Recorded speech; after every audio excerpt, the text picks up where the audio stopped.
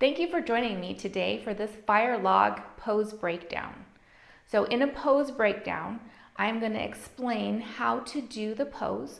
I'll give you the benefits, the contraindications, and anything that may help you get this pose in your practice.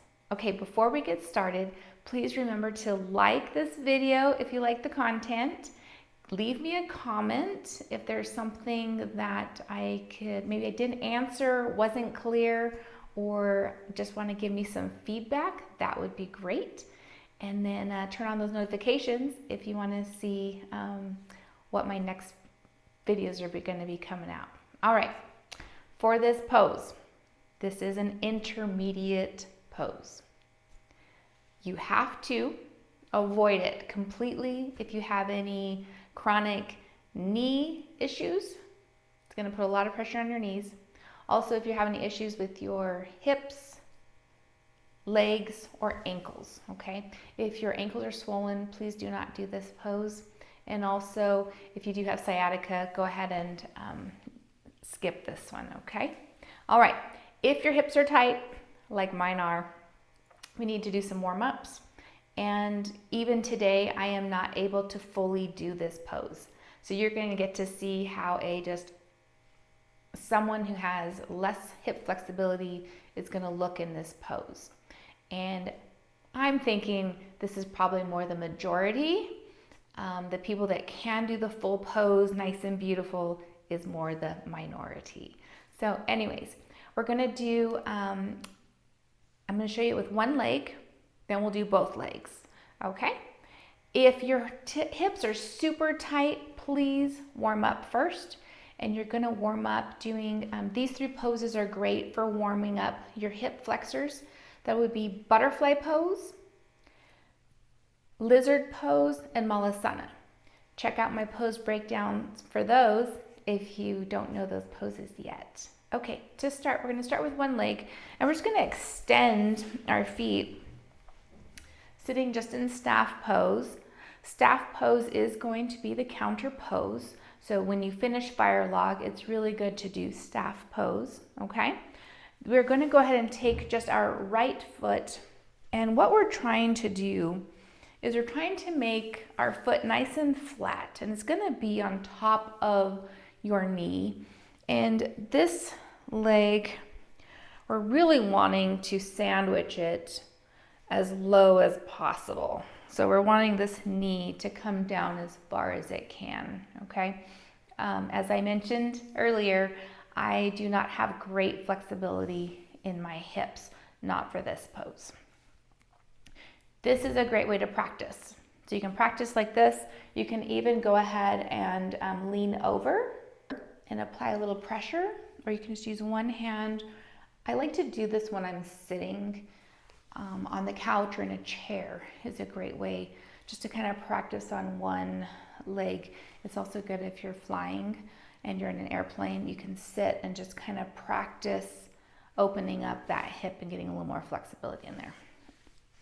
You'll want to do that on both sides, really working on getting your foot nice and flat, and then trying to get that knee down as far as you can. Okay, so that's kind of like step one. For step two is using both legs. And when you think of the word firelog, I always think of kind of like when we were in school, they'd say, campfire sit. It's similar to that. It's just we're wanting that foot more parallel, and we're going to stack. We're going to stack our foot on top of our knee, and our goal is to try to get this knee down on this foot. As you can see, I do not have that flexibility. You can take a block if you want and put it under there to kind of sit and rest in this pose. For me, I kind of just like to relax in the pose, and the longer you hold this pose, the more flexibility you are going to get. So the pose, typically you want to hold 3 to 5 breaths. But if you're working on actually moving your yoga practice to the next level, from beginner to intermediate, and really working on getting that more, as I said, minority pose, then you're going to want to sit in this pose for at least 3 minutes. So when we stay in a pose for 3 minutes or longer, we're actually getting into the fascia. And when you get into the fascia, your body is actually going to create new pathways. It's going to give you more flexibility. So I would hold this pose for at least 3 minutes, as long as you're not in any pain and you do not have any numbness or tingling. If you get any numbness or tingling anytime that you're in a yoga pose, you want to come out of that pose. You either want to back off a little bit or completely come out of the pose, okay? So numbness and tingling means that you are not getting the circulation that your body needs, and we need to avoid that, okay? But if you are comfortable, maybe a little discomfort, hold that pose a little bit longer and use your breath to try to get into the pose a little bit deeper and a little bit more. Remember to try to focus on keeping a nice straight spine, shoulders are up and back. You don't want to be hunching over in this pose, okay? So we want to make sure we're holding our posture. We want to make sure we're still holding in all of our bandhas, pulling in through the stomach, up through the pelvic floor, okay?